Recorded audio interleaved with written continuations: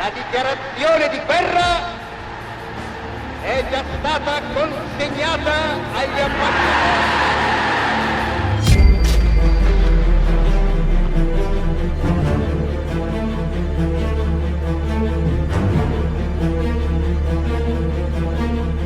Sejarah Italia di awal abad ke-20 adalah kisah sebuah negara yang selalu merasa lahir terlambat.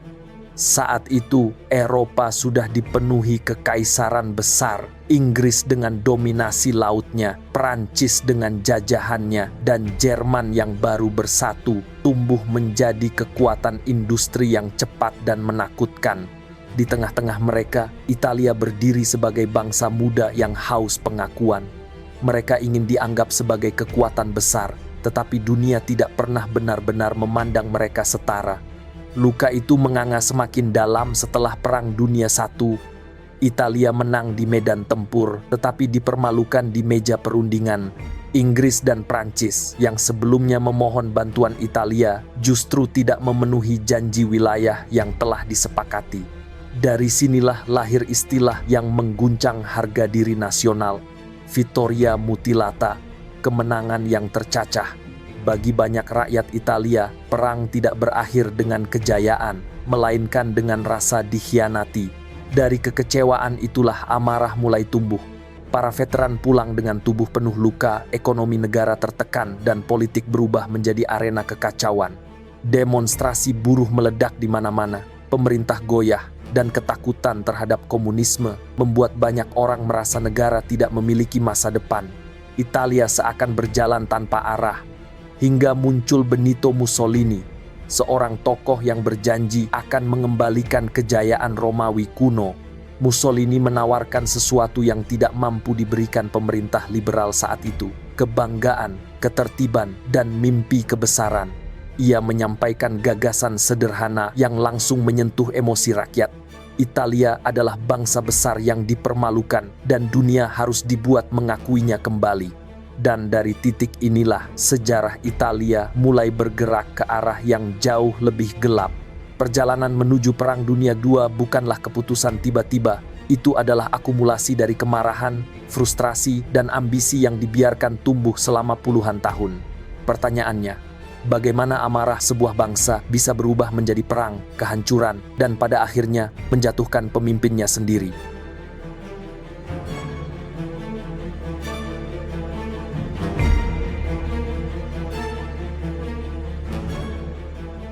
Ketika Perang Dunia I pecah pada tahun 1914, Italia berada di posisi yang membingungkan. Secara resmi, mereka adalah bagian dari Triple Alliance bersama Kekaisaran Jerman dan Austria-Hongaria. Namun sentimen rakyat justru cenderung memusuhi Austria, negara yang selama berabad-abad menguasai wilayah Italia Utara. Karena itu, ketika perang meletus, Italia memilih netral. Mereka menunggu, mengamati, dan menghitung siapa yang bisa memberikan keuntungan terbesar. Pada tahun 1915, Inggris dan Prancis datang dengan sebuah tawaran rahasia yang menggiurkan, Perjanjian London. Di dalam dokumen inilah Italia dijanjikan imbalan besar jika mau bergabung dengan sekutu. Wilayah luas seperti Tirol Selatan, Istria, dan sebagian besar Dalmatia. Bagi para nasionalis Italia, inilah kesempatan emas untuk menyatukan wilayah yang mereka anggap sebagai tanah Italia sejak lama.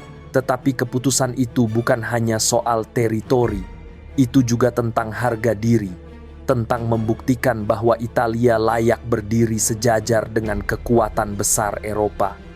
Italia pun masuk ke dalam perang, dan harga yang mereka bayar sangat mahal. Di medan tempur Alpen, perang berubah menjadi mimpi buruk. Para tentara bertempur di ketinggian ribuan meter, menghadapi badai salju, longsor, dan medan berbatu yang hampir mustahil ditembus. Tiada medan perang lain di Perang Dunia I yang sedingin, setinggi, dan sebrutal ini. Sejarawan Mark Thompson dalam bukunya The White War menggambarkan front Italia sebagai perang bunuh diri vertikal. Ratusan ribu prajurit tewas bukan hanya oleh peluru, melainkan oleh cuaca ekstrim dan keputusan strategis yang buruk. Namun semua pengorbanan dan penderitaan itu tidak menghasilkan hasil politik yang diharapkan.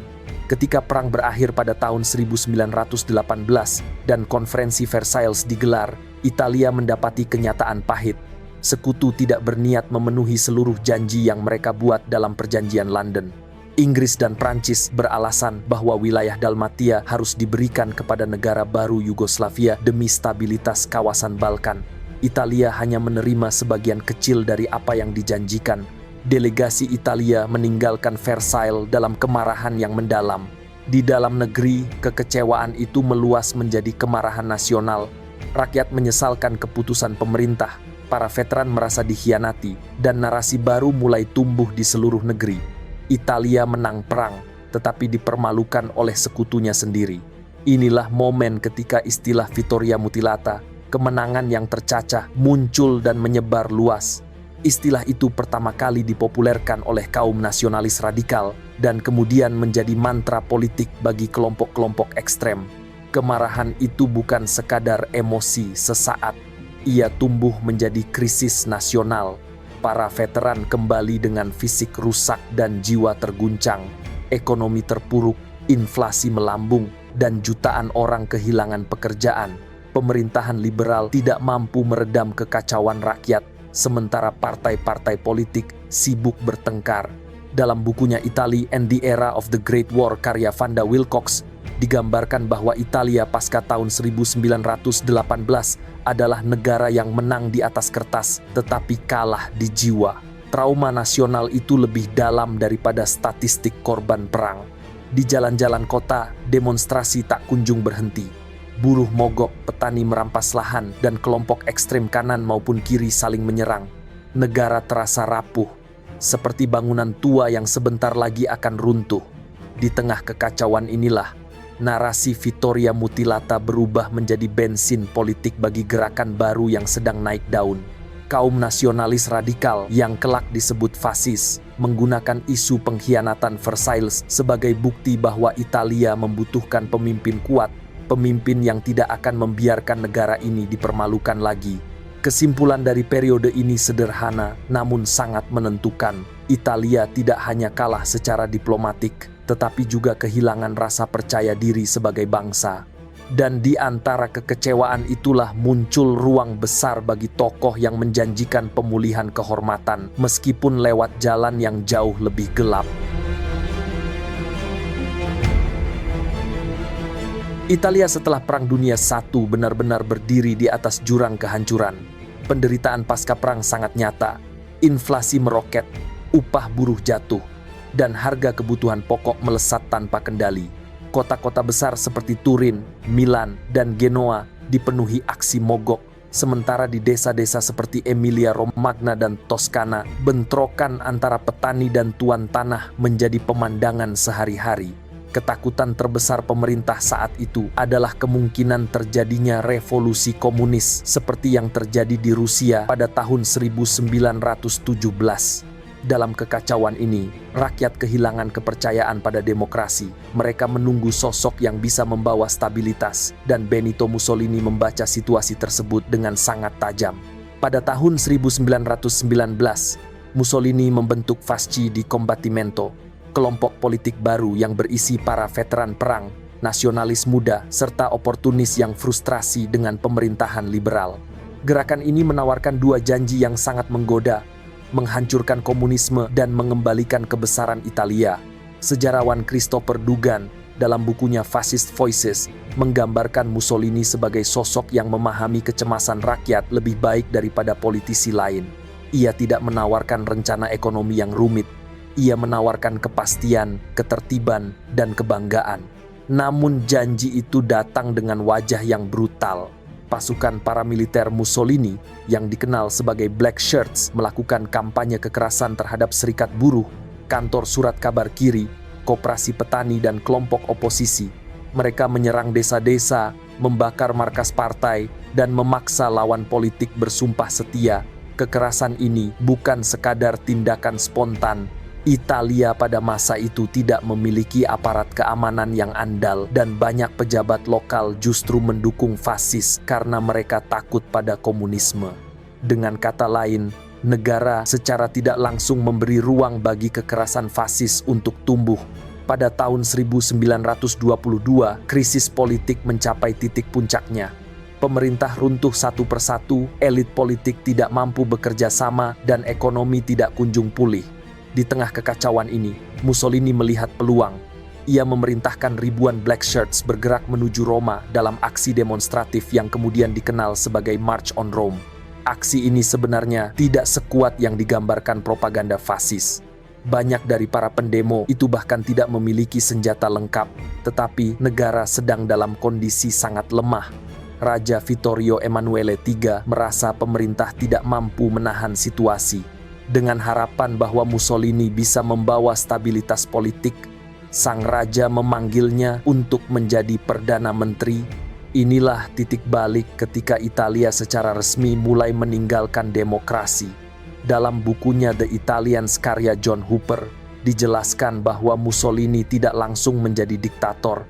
Ia merayap perlahan, pertama mengontrol media, kemudian memasukkan loyalis fasis ke dalam lembaga negara, dan akhirnya mengubah hukum untuk membungkam oposisi. Pada tahun 1925, seluruh struktur demokrasi sudah dibongkar dan Italia berubah menjadi negara satu partai di bawah kendali fasis. Dengan media sepenuhnya berada di bawah kekuasaan, Mussolini membangun citra dirinya sebagai penerus kejayaan Romawi kuno.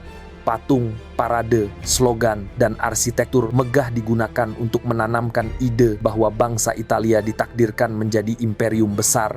Propaganda ini bukan sekadar simbol, ia menjadi pondasi ideologi fasis. Gagasan bahwa negara, pemimpin, dan bangsa adalah satu tubuh yang tidak boleh dipisahkan. Di dalam tubuh itu, Mussolini menempatkan dirinya sebagai pusat segala kekuasaan. Mussolini tidak merebut kekuasaan dalam satu hari. Ia memanfaatkan ketakutan, kekacauan ekonomi, dan kelemahan pemerintah untuk mengubah Italia dari negara demokratis menjadi negara totalitarian. Dan dengan kekuasaan penuh di tangannya, Mussolini mulai memandang keluar. Ia ingin menguji kekuatan Italia di panggung dunia. Setelah menguasai pemerintahan sepenuhnya pada tahun 1925, Benito Mussolini mulai membangun Italia sesuai visi yang ia bayangkan. Negara kuat, mandiri, dan siap memasuki abad baru sebagai kekuatan dunia. Ia percaya bahwa kejayaan Romawi kuno bukan sekadar kenangan sejarah. Itu adalah tujuan politik, dan untuk mencapainya, Italia harus berdiri di atas kaki sendiri, tidak bergantung pada negara lain. Inilah awal dari kebijakan autarki, sebuah program besar yang dirancang agar Italia mampu bertahan menghadapi blokade ekonomi atau perang panjang. Negara mengontrol produksi baja, bahan bakar sintetis, dan gandum. Kampanye seperti Battle for Grain diluncurkan untuk mencapai swasembada pangan. Namun, di balik propaganda keberhasilan, realitasnya jauh lebih kompleks. Tanah Italia tidak cukup subur, teknologi industrinya tertinggal, dan banyak proyek swasembada menjadi beban anggaran yang sulit ditutupi. Meskipun demikian, Mussolini tetap memaksakan investasi besar dalam industri berat dan militer. Tank, pesawat, dan kapal perang diproduksi untuk menunjukkan bahwa Italia adalah kekuatan modern. Namun kapasitas industrinya tidak pernah mendekati Jerman, Prancis, atau Inggris.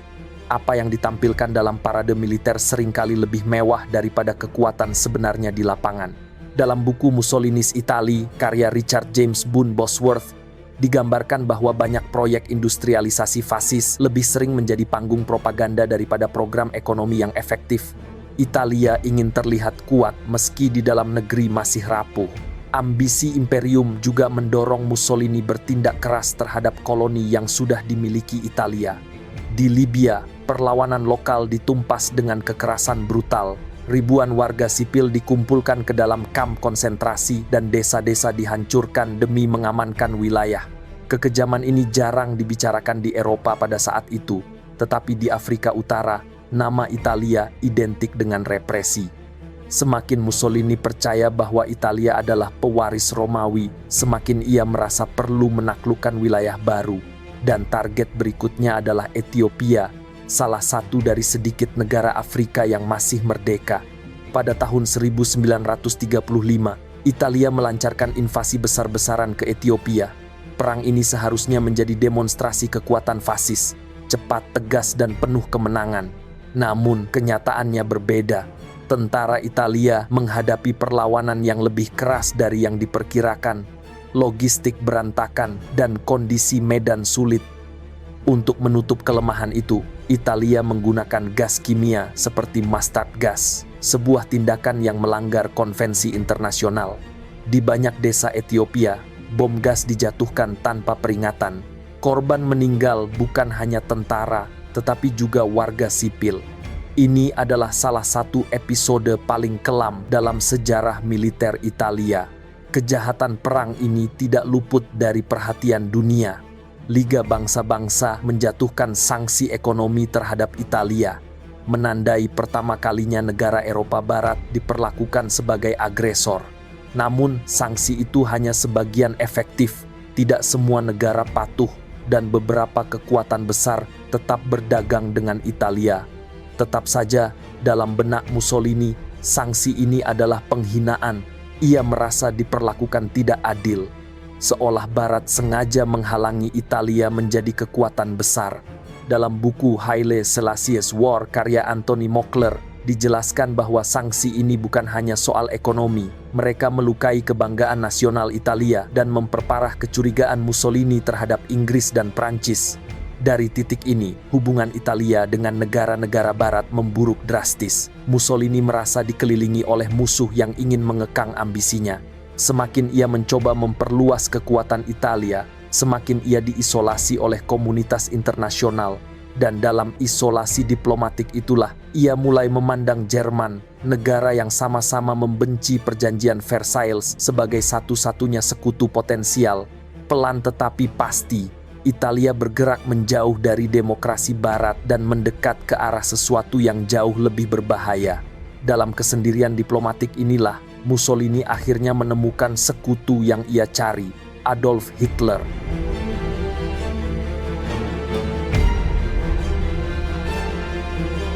Hubungan Italia dan Jerman tidak selalu bersahabat. Benito Mussolini pada awalnya memandang Hitler sebagai sosok fanatik yang tidak bisa dipercaya. Ia menilai Jerman terlalu agresif, terlalu muda sebagai negara, dan terlalu ambisius untuk menjadi mitra yang stabil.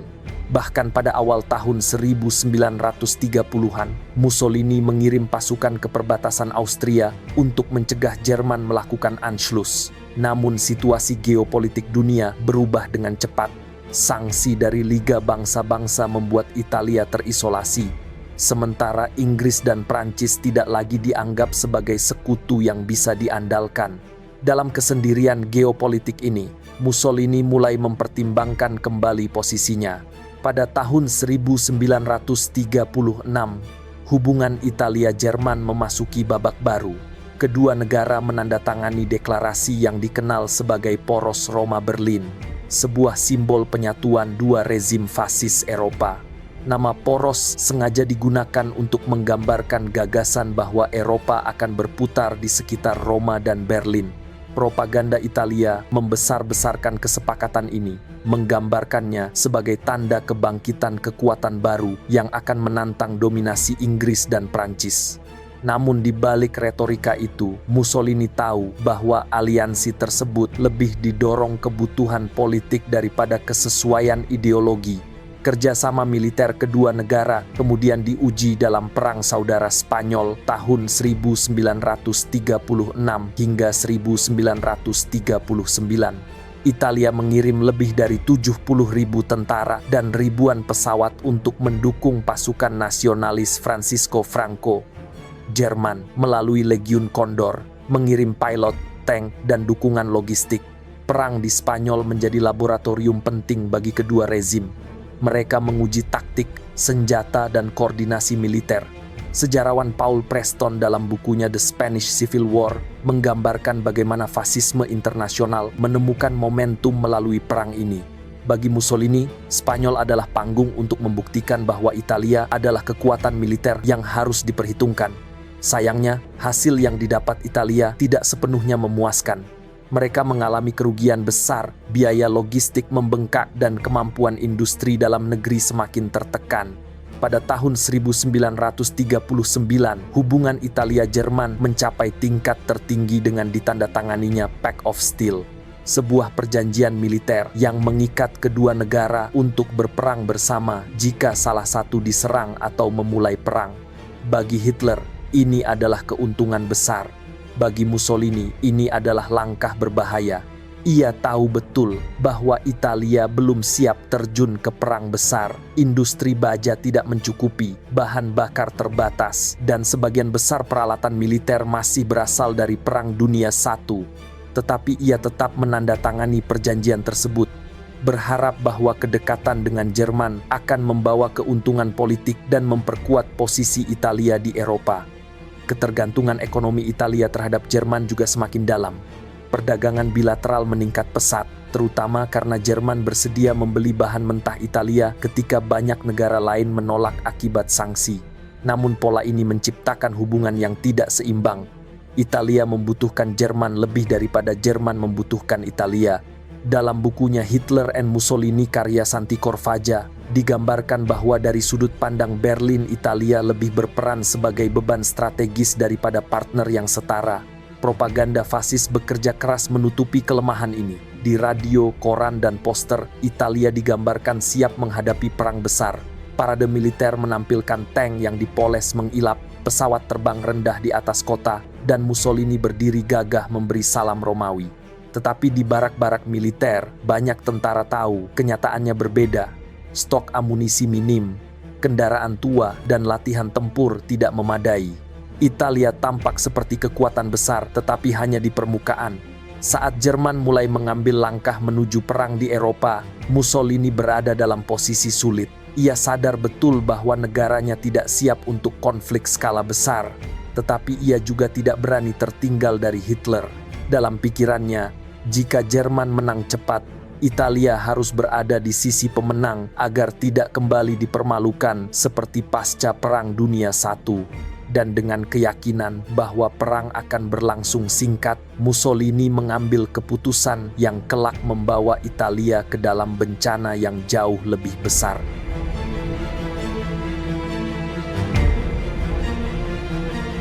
Pada musim panas tahun 1940, Mussolini melihat dunia berputar dengan kecepatan yang mencengangkan. Jerman menaklukkan Belanda, Belgia, dan Luksemburg hanya dalam hitungan minggu. Dan ketika pasukan Hitler menerobos garis pertahanan Maginot serta mendorong Prancis ke ambang kekalahan, Benito Mussolini merasa memiliki kesempatan yang belum pernah ia rasakan sejak memimpin Italia.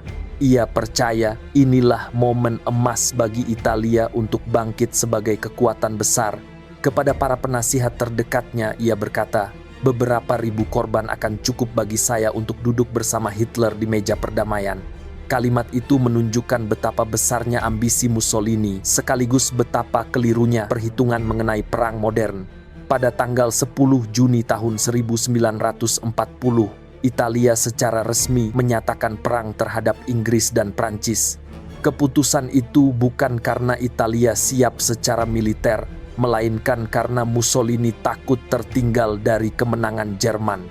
Jika Hitler memenangkan perang tanpa Italia, ia khawatir Roma kembali dipandang sebagai sekutu kelas 2. Sejarawan Dennis McSmith dalam bukunya Mussolini's Roman Empire menjelaskan bahwa keputusan tersebut lebih dipicu oleh keangkuhan pribadi Mussolini daripada analisis strategis. Ia memilih perang demi berbagi hasil rampasan, bukan karena Italia memiliki kekuatan untuk memenangkannya. Namun, realitas perang langsung mematahkan euforia itu. Italia tidak memiliki logistik yang memadai untuk operasi militer besar. Stok bahan bakar terbatas. Tank-tank seperti Fiat M1139 sudah ketinggalan zaman, dan amunisi seringkali tidak mencukupi untuk operasi berkepanjangan. Bahkan, sepatu tentara banyak yang tidak cocok untuk medan pertempuran pegunungan maupun gurun. Sementara itu, struktur komando Italia kacau.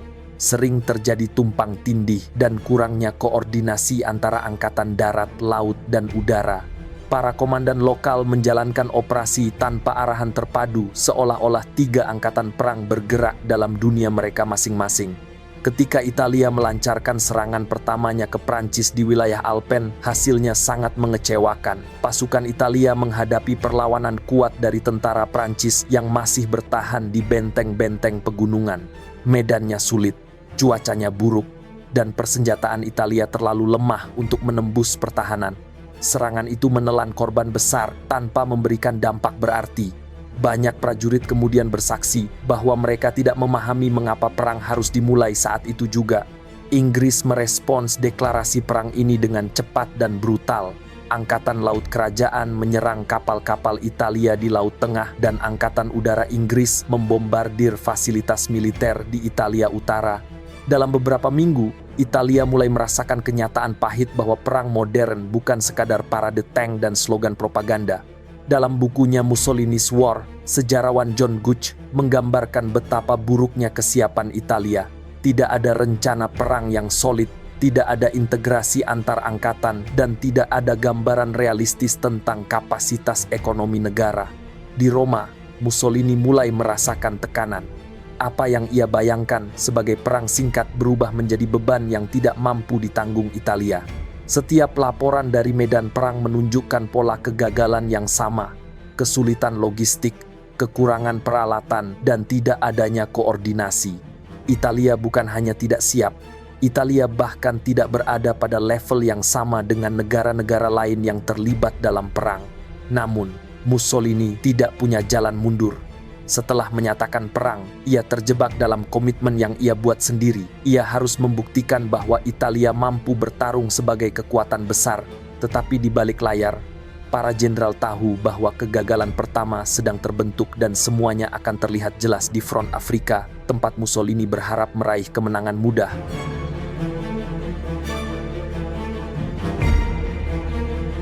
Ketika Mussolini memutuskan untuk ikut serta dalam Perang Dunia II, ia melihat Afrika Utara sebagai panggung ideal untuk menunjukkan kekuatan Italia. Libya, koloni terbesar Italia yang berbatasan langsung dengan Mesir, wilayah kunci yang berada di bawah kendali Inggris. Bagi Mussolini, menguasai Mesir berarti menguasai terusan Suez, jalur vital Imperium Britania. Dalam imajinasinya, merebut Mesir bukan hanya operasi militer, tetapi juga simbol kebangkitan Kekaisaran Romawi di benua Afrika. Namun, strategi awal Italia penuh dengan keyakinan berlebihan. Mussolini mengira Inggris berada dalam posisi lemah setelah kekalahan Prancis. Ia percaya pasukan Italia cukup kuat untuk menembus perbatasan dan menduduki Mesir dalam beberapa minggu. Pada September tahun 1940, tentara Italia mulai bergerak dari Cyrenaica menuju timur. Mereka berhasil memasuki kota Sidi Barani, tetapi pergerakan mereka berhenti di sana. Para jenderal sebenarnya telah memperingatkan bahwa logistik tidak mendukung invasi besar-besaran. Truk kurang, bahan bakar terbatas, dan banyak peralatan masih berasal dari tahun 1930-an. Namun, Mussolini tetap memaksakan operasi ini. Ia yakin Inggris akan cepat menyerah. Situasi berubah total ketika Inggris melancarkan operasi Kompas pada bulan Desember tahun 1940. Dengan jumlah pasukan yang jauh lebih kecil, Inggris mengejutkan Italia melalui serangan bergerak cepat, taktik manuver dan koordinasi udara darat yang jelas lebih modern. Pasukan Italia yang statis dan kurang terlatih tidak mampu mengikuti tempo pertempuran. Sejarawan Ian Walker dalam bukunya Iron Hulls, Iron Hearts menggambarkan serangan Inggris itu seperti membongkar bangunan rapuh dengan satu dorongan kuat. Pasukan Italia runtuh dalam hitungan minggu. Kekalahan itu sangat memalukan. Ribuan prajurit Italia menyerah tanpa perlawanan berarti. Benteng-benteng yang seharusnya bertahan berbulan-bulan jatuh hanya dalam beberapa hari. Dalam waktu singkat, Inggris merebut hampir seluruh Cyrenaica dan menawan sekitar 130.000 tentara Italia. Salah satu kekalahan terbesar dalam sejarah modern Italia. Kekalahan ini bukan hanya masalah taktik, tetapi juga masalah struktur. Italia tidak memiliki kendaraan lapis baja yang cukup, artileri bergerak lambat, dan komunikasi antar unit seringkali terputus. Pengintaian udara hampir tidak ada dan banyak pasukan dikerahkan tanpa persiapan menghadapi medan gurun yang ekstrem. Kejatuhan Cyrenaica membuat Mussolini panik. Ia tidak menyangka Inggris mampu menyerang balik secepat itu.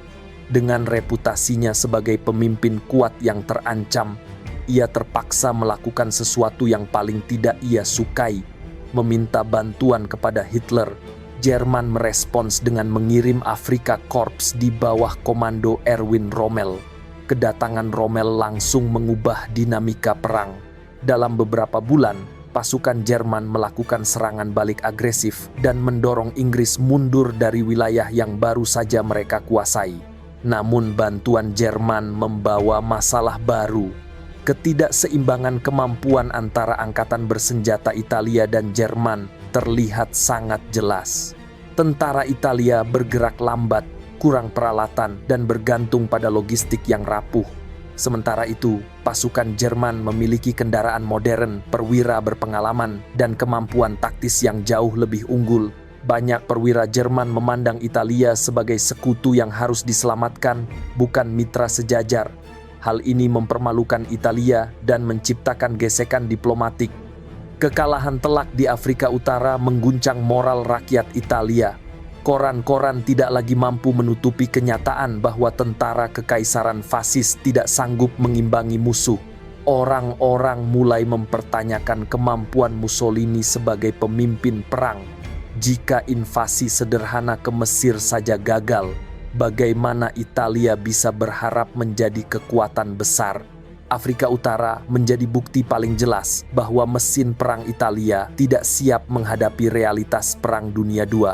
Dan sebelum kegagalan ini mereda, kegagalan yang lebih memalukan sudah menunggu di front berikutnya.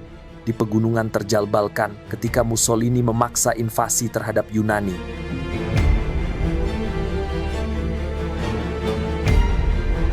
Kekalahan Italia di Afrika Utara membuat posisi Mussolini goyah. Namun bukannya menahan diri, ia justru ingin membuktikan bahwa Italia masih mampu berdiri sebagai kekuatan besar. Dalam pandangannya, ada satu target yang tampak lebih mudah dan lebih bergengsi, Yunani. Mussolini yakin negara kecil di Balkan itu bisa ditaklukkan dengan cepat dan kemenangan ini akan menutupi rasa malu yang baru saja ia alami. Ada unsur gengsi yang kuat di balik keputusan ini. Mussolini tidak suka dipandang sebagai adik kecil Hitler. Ketika Hitler menaklukkan Eropa Barat, Mussolini ingin menunjukkan bahwa ia pun mampu melakukan hal serupa tanpa bantuan Jerman. Ia ingin kemenangan militer yang murni Italia. Pada 28 Oktober tahun 1940, pasukan Italia menyerbu Yunani melalui Albania. Invasi ini dilakukan secara mendadak, bahkan tanpa koordinasi dengan Berlin. Namun keputusan itu terbukti sebagai salah satu langkah paling gegabah dalam sejarah militer Italia. Sejarawan Mario Servi dalam bukunya The Hollow Legions menggambarkan bahwa invasi Mussolini ke Yunani bukanlah operasi militer yang dipersiapkan dengan matang, melainkan perang untuk prestis. Pasukan Italia datang tanpa peta yang memadai, tanpa peralatan musim dingin yang layak, dan dengan perlengkapan yang sangat buruk, sehingga menghadapi kesulitan besar di pegunungan Yunani. Medan yang harus mereka hadapi jauh dari perkiraan. Pegunungan Pindus diselimuti salju tebal, jalannya sempit dan kabut tebal menghalangi pergerakan pasukan. Artileri Italia sulit bergerak, sementara logistik terputus karena hujan yang terus-menerus. Banyak unit bahkan kekurangan makanan dan amunisi. Pasukan Yunani memanfaatkan kondisi ini dengan sangat baik. Mereka mengenal medan, memiliki semangat bertahan yang kuat, dan mendapat dukungan penuh dari rakyatnya. Dalam waktu singkat, Italia bukan hanya gagal menembus pertahanan, mereka justru terjebak dalam kondisi yang semakin memburuk. Yunani kemudian melancarkan serangan balik besar-besaran. Dengan koordinasi yang baik dan moral yang tinggi, mereka berhasil mendorong pasukan Italia mundur sepanjang front. Dalam beberapa minggu, tentara Mussolini dipaksa menarik diri kembali ke Albania, di Roma. Berita kekalahan ini menjadi pukulan telak. Mussolini yang awalnya membayangkan kemenangan cepat terpaksa menerima kenyataan bahwa Italia kini terlibat dalam perang pegunungan yang berat dan hampir mustahil dimenangkan. Sejarawan Mark Mazower dalam bukunya Inside Hitler's Greece menjelaskan bahwa keberhasilan Yunani bukan hanya kemenangan militer, tetapi juga kemenangan moral. Negara kecil itu mampu menghentikan ambisi sebuah rezim fasis besar. Situasi menjadi semakin buruk ketika musim dingin tahun 1940 hingga 1941 tiba. Suhu turun drastis, salju menutup jalur transportasi, dan tentara Italia yang tidak dibekali perlengkapan memadai menderita hebat. Banyak yang terserang radang dingin, kelaparan, dan kelelahan ekstrem. Italia bukan hanya kalah secara militer, mereka juga kalah oleh alam Balkan. Pada titik ini, Mussolini kehilangan kendali atas perang. Italia terjebak dalam konflik yang tidak bisa dimenangkan, dan satu-satunya jalan keluar adalah meminta bantuan Hitler. Jerman yang awalnya enggan terseret akhirnya memutuskan untuk turun tangan karena takut kekalahan Italia akan mengacaukan strategi besar mereka di Eropa Timur. Pada April tahun 1941, Hitler melancarkan invasi besar-besaran ke Yugoslavia dan Yunani. Dalam hitungan minggu, kedua negara jatuh. Bagi Jerman, operasi ini sukses secara militer, namun bagi strategi perang mereka secara keseluruhan, ini adalah bencana terselubung. Keterlibatan Jerman di Balkan memaksa Hitler menunda operasi Barbarossa, invasi ke Uni Soviet selama beberapa minggu. Banyak sejarawan menyebut penundaan ini sebagai salah satu faktor penting yang membuat Jerman kehilangan momentum sebelum musim dingin Rusia tiba. Dengan kata lain, perang Mussolini di Yunani bukan hanya menghancurkan reputasi Italia, tetapi juga memperberat langkah Jerman dalam perang yang jauh lebih besar. Invasi Yunani memperlihatkan dengan sangat jelas risiko keputusan yang lahir dari gengsi, bukan perhitungan strategis. Italia meremehkan musuh, meremehkan medan, dan meremehkan kebutuhan logistik. Ketika semuanya runtuh, mereka justru menyeret Jerman ke dalam krisis yang tidak perlu. Sementara kekalahan di luar negeri terus menumpuk, badai yang lebih besar mulai bergerak mendekati tanah Italia sendiri. Semakin dekat perang itu, semakin rapuh fondasi kekuasaan Mussolini.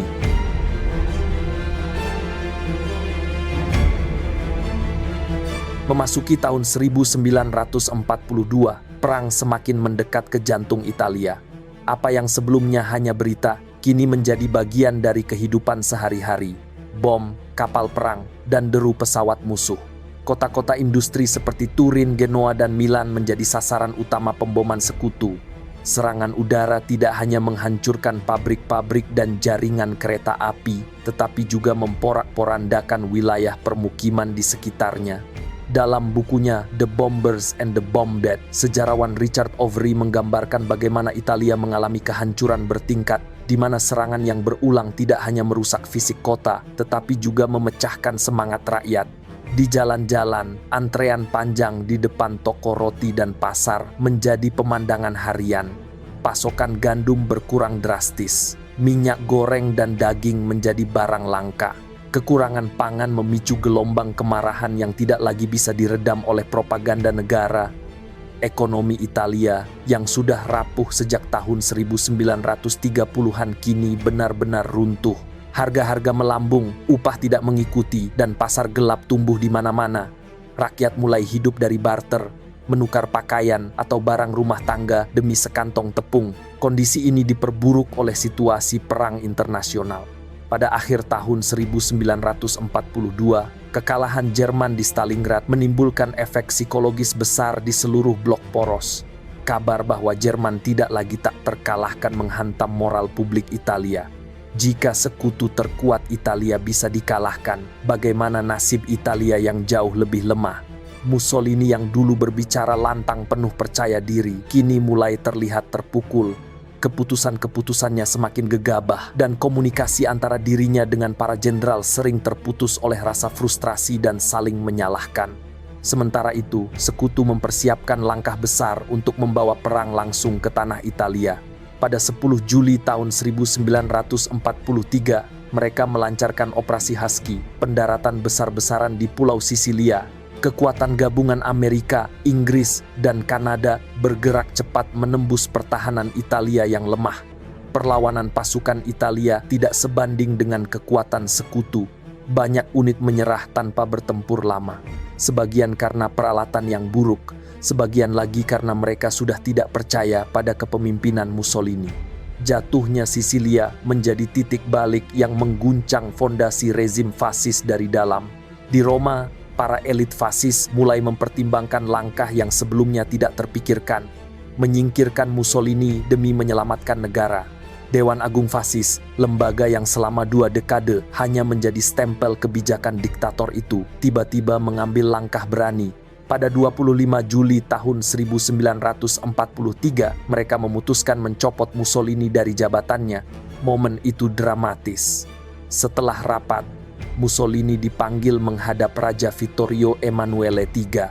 Sang raja dengan nada dingin mengumumkan bahwa Mussolini telah digantikan dan bahwa negara membutuhkan pemimpin baru untuk keluar dari bencana.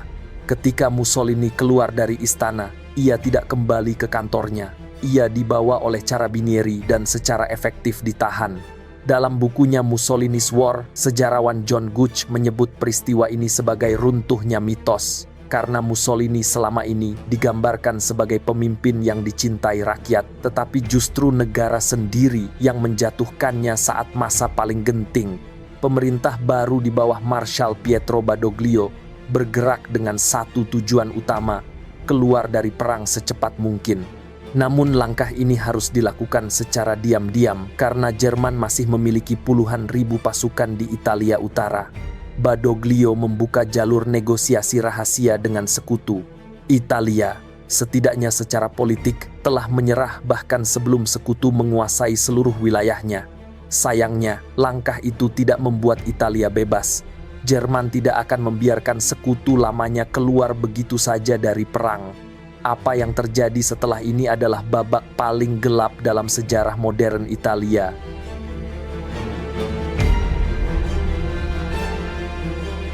Pada 8 September tahun 1943, Radio Italia menyiarkan berita yang mengubah nasib seluruh bangsa. Italia resmi menyerah kepada sekutu. Namun pengumuman itu tidak disertai rencana jelas bagi jutaan tentara di seluruh negeri. Dalam hitungan jam, kesatuan militer bubar tanpa komando. Pos-pos pertahanan kosong dan kota-kota besar dipenuhi kebingungan. Rakyat menyambut kabar itu dengan harapan perang segera berakhir. Mereka tidak tahu bahwa kekacauan inilah yang justru membuka pintu bagi tragedi yang jauh lebih kelam. Hitler bergerak cepat. Merasa dikhianati sekutunya sendiri, ia mengirim puluhan ribu pasukan Wehrmacht dan Waffenschutzstaffel untuk menduduki Italia Utara. Operasi yang diberi nama Akse berlangsung brutal. Pangkalan militer Italia diambil alih, ribuan tentara yang menyerah dideportasi ke kamp konsentrasi dan wilayah-wilayah strategis direbut dalam waktu singkat. Untuk menjaga legitimasi pendudukan, Jerman mengembalikan Mussolini ke tampuk kekuasaan setelah menyelamatkannya dari penjara Gran Sasso. Dari situ dibentuk Negara Boneka Repubblica Sociale Italiana atau RSI yang beribu kota di Salo. Secara teori, Mussolini kembali berkuasa, tetapi semua orang tahu ia adalah pemimpin tanpa kedaulatan, bekerja di bawah bayang-bayang Berlin. Pendudukan Jerman membawa gelombang kekejaman baru. Desa-desa yang dicurigai membantu gerakan perlawanan dihancurkan, dan warga sipil dibantai sebagai aksi balas dendam. Banyak tragedi terjadi di tangan Waffenschutzstaffel atau pasukan RSI sendiri yang justru lebih keras terhadap rakyatnya demi membuktikan kesetiaan kepada Jerman. Sejarawan Richard Lamb dalam bukunya War in Italy menjelaskan bahwa pendudukan Jerman membawa gelombang kekerasan ekstrem. Pasukan Schutzstaffel dan militer Jerman melakukan pembunuhan massal warga sipil sebagai balasan terhadap aktivitas partisan. Dari kondisi itu lahir perlawanan rakyat bersenjata. Gerakan partisan. Mereka terdiri dari kaum komunis, sosialis, liberal, katolik, hingga mantan tentara kerajaan yang melarikan diri ke pegunungan. Untuk pertama kalinya dalam sejarah modern Italia, bangsa itu terpecah menjadi dua. Mereka yang berjuang membebaskan negeri dari Jerman dan mereka yang tetap setia kepada Mussolini serta fasisme. Perang saudara pun meledak. Kota-kota di Italia Utara menjadi ajang baku tembak, pemboman, sabotase rel kereta, dan serangan gerilya. Banyak operasi partizan dibalas dengan pembantaian warga sipil. Desa-desa seperti Marzabotto, Sant'Anna di Stazzema, dan Ardeatine menjadi simbol betapa kejamnya konflik ini. Perang Italia tidak lagi hanya Jerman melawan sekutu, tetapi juga orang Italia melawan bangsanya sendiri. Di sisi lain garis depan, sekutu berusaha menembus jantung Italia melalui jalur selatan. Namun perjalanan itu jauh lebih sulit dari yang dibayangkan. Pertahanan Jerman membentang dari Napoli hingga Roma melalui jaringan bunker dan benteng yang dikenal sebagai Garis Gustav. Di tengah garis ini berdiri sebuah bukit batu dengan biara tua berusia 1.400 tahun, Monte Cassino. Tempat itu menjadi benteng terakhir yang menghalangi pasukan sekutu menuju Roma. Dalam bukunya Monte Cassino, The Hardest Fought Battle of World War II, Matthew Parker menggambarkan pertempuran di sana sebagai neraka yang terbuka, di mana ribuan prajurit dari seluruh dunia, Polandia, India, Selandia Baru, Inggris, dan Amerika bertarung dalam kondisi yang nyaris tidak manusiawi. Pertempuran berlangsung dalam 4 fase besar selama 5 bulan. Bukit itu dibombardir ratusan kali. Desa-desa di sekitarnya hancur, dan sungai-sungai berubah menjadi lumpur bercampur darah. Tidak ada front di Italia yang menelan korban seberat Monte Cassino. Ketika sekutu akhirnya menembus pertahanan itu pada Mei tahun 1944, mereka mendapati biara yang pernah megah itu kini tinggal puing. Namun kemenangan di Cassino tidak serta-merta mengakhiri penderitaan rakyat. Pendudukan Jerman semakin brutal di utara, dan tahun-tahun lapar melanda seluruh Italia. Rute perdagangan hancur, distribusi pangan macet, dan banyak keluarga hidup dari kentang liar atau roti jagung hitam yang keras. Gelombang pengungsian terjadi di mana-mana. Ribuan warga meninggalkan kampung halaman untuk mencari makanan atau perlindungan dari serangan udara. Italia berubah menjadi wilayah panjang yang terbelah antara front perang, perjuangan hidup, dan konflik ideologis. Pada fase ini, Italia menjadi medan perang paling kacau di Eropa Barat. Dijajah oleh musuh, diperintah oleh rezim boneka, dan dilanda perang saudara yang mempertemukan orang Italia dengan bangsanya sendiri. Dan ketika semuanya mencapai titik paling gelap, sejarah mulai bergerak menuju akhir yang tragis pada tahun 1945.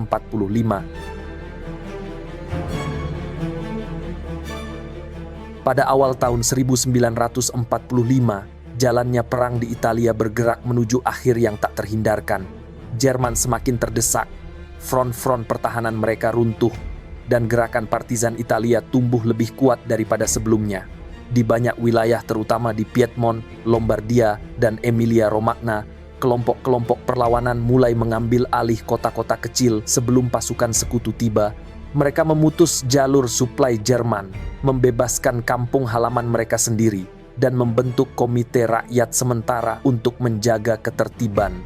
Italia Utara perlahan berubah menjadi jaringan wilayah yang secara de facto berada di bawah kendali partisan. Kekuatan kini benar-benar berbalik. Dari pusat kekuasaan, jatuh ke tangan rakyat. Mussolini menyadari bahwa posisinya semakin mustahil dipertahankan. Rezim boneka yang ia pimpin tinggal nama, pasukan yang tersisa tidak lagi loyal, rakyat membencinya, dan Jerman yang dulu menjadi pelindungnya, kini sibuk menyelamatkan diri sendiri. Dalam buku Mussolini, The Last 600 Days of To-Dos, karya Ray Mosley, digambarkan hari-hari terakhir Mussolini sebagai rangkaian keputusan panik seorang diktator yang kehilangan seluruh kekuasaannya, tetapi masih berharap menemukan jalan keluar yang sebenarnya tidak pernah ada. Pada 27 April tahun 1945, Mussolini mencoba melarikan diri ke Swiss bersama kelompok kecil loyalis, termasuk kekasihnya Claretta Petacci. Mereka menyamar sebagai bagian dari konvoi Jerman, berharap bisa melewati garis partisan. Namun nasib berkata lain. Di Dongo, dekat Danau Como, partisan menghentikan konvoi tersebut.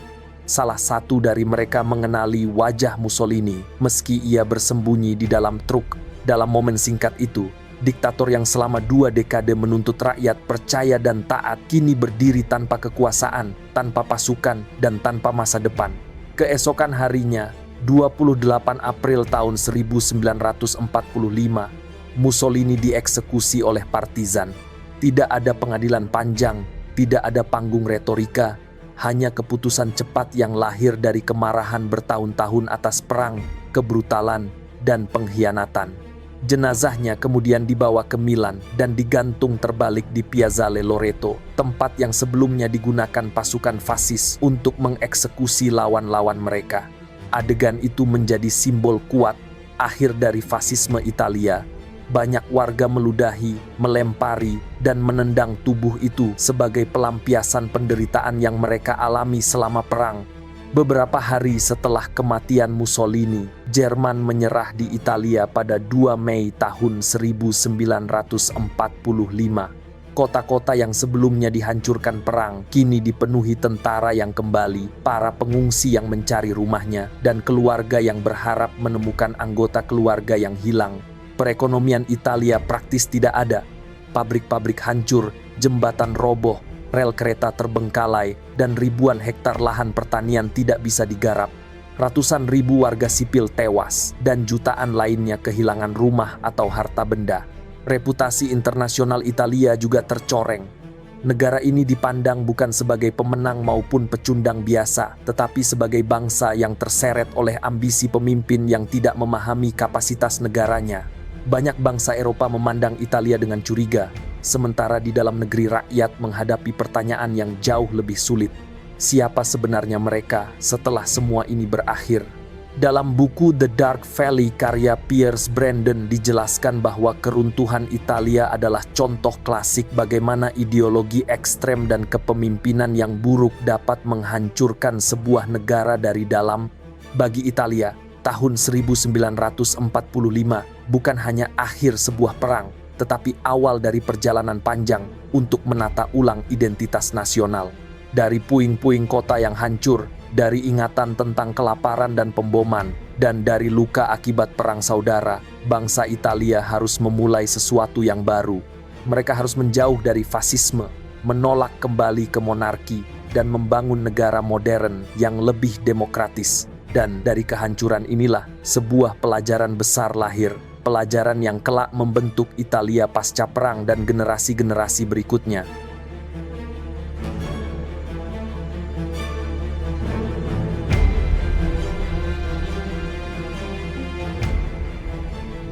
Ketika perang akhirnya mereda dan asap terakhir menghilang dari langit Italia, yang tersisa bukanlah kemenangan atau kejayaan, melainkan keheningan. Dari utara hingga selatan, negeri itu berubah menjadi rangkaian kota yang rapuh, desa yang porak-poranda, dan keluarga yang terbelah oleh perang saudara. Kekalahan bukan lagi sekadar istilah dalam laporan militer. Ia hadir dalam bentuk jendela-jendela pecah, gedung-gedung runtuh, dan kuburan baru yang muncul di setiap kota.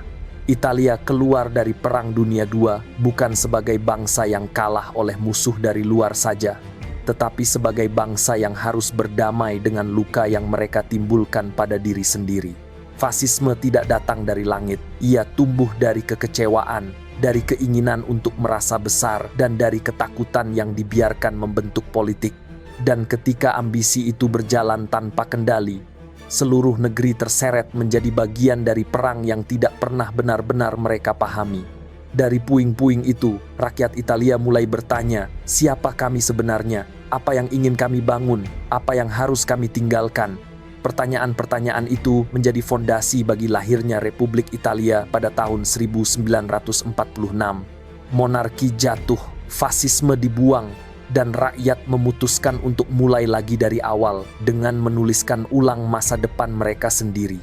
Perjalanan membangun bangsa baru tidak mudah, tetapi itu menjadi titik balik saat Italia memilih demokrasi, memilih keterbukaan, dan memilih untuk tidak mengulang kesalahan yang sama. Perang Dunia II meninggalkan luka dalam yang tidak hilang dalam satu generasi. Namun dari luka itu tumbuh kesadaran bahwa kebesaran bukan dibangun dari penaklukan atau propaganda, tetapi dari kemampuan suatu bangsa untuk mengakui kesalahannya dan berubah. Italia setelah tahun 1945 adalah Italia yang belajar dari sejarahnya. betapa rapuhnya negara yang dibiarkan dipimpin oleh ambisi seorang manusia, dan betapa mahal harga sebuah perang yang tidak pernah dipikirkan dengan matang. Dan pada akhirnya, kisah ini bukan hanya tentang Italia. Ini adalah pengingat bahwa setiap bangsa memiliki pilihan: berjalan menuju masa depan dengan akal sehat dan tanggung jawab, atau membiarkan trauma, gengsi, dan ambisi buta menuntunnya kepada kehancuran.